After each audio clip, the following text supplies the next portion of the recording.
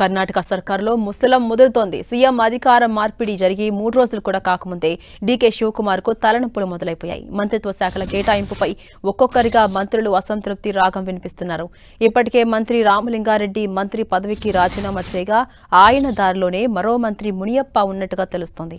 మునియప్పకు పౌర సరఫరా శాఖను కేటాయించారు సీఎం డీకే శివకుమార్. గతంలో సిద్ధరామయ్య కేబినెట్లోనూ ఆయన అదే శాఖను నిర్వహించారు. అయితే తనకు మరింత ప్రాధాన్యం కలిగిన శాఖను కేటాయించారు అంటూ మునియప్ప కోరుతున్నట్టుగా సమాచారం. ఇటు మంత్రి పదవికి రామలింగారెడ్డి రాజీనామా చేశారు. తనకు కేటాయించిన శాఖపై ఆయన అసంతృప్తిగా ఉన్నారు. పదవికి రాజీనామా చేశారు. తనకు ఇష్టం లేని శాఖను కేటాయించారంటూ రామలింగారెడ్డి గుర్రుగా ఉన్నారు.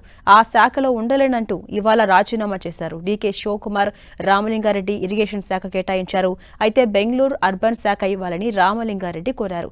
అది సాధ్యం కాకపోవడంతో మంత్రి పదవికి రాజీనామా చేశారు. అటు సిద్ధరామయ్య కేబినెట్లో రామలింగారెడ్డి రవాణా శాఖ మంత్రిగా పనిచేశారు. ఇక సీఎంగా ప్రమాణ స్వీకారం చేయడానికి ముందు డీకే శివకుమార్ తన ఇంటికి వచ్చారని, బెంగళూరు పట్టణాభివృద్ధి శాఖను అప్పగిస్తానని అన్నారని రామలింగారెడ్డి చెప్పారు. తాను సీఎంను ఏ పదవి అడగలేదన్నారు.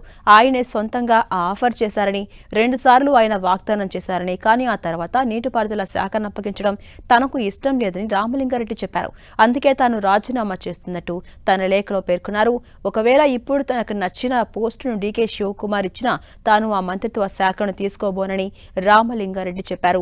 బెంగళూరు పోర్టుఫోలియో ఇచ్చినా తీసుకోనని, ఎమ్మెల్యేగానే చేస్తానని, కాంగ్రెస్తోనే ఉంటానన్నారు. ఇలా ఒకరి తర్వాత ఒకరు అసంతృప్తి రాగం వినిపించడం డీకేకు తలనొప్పిగా మారింది ఇప్పుడు.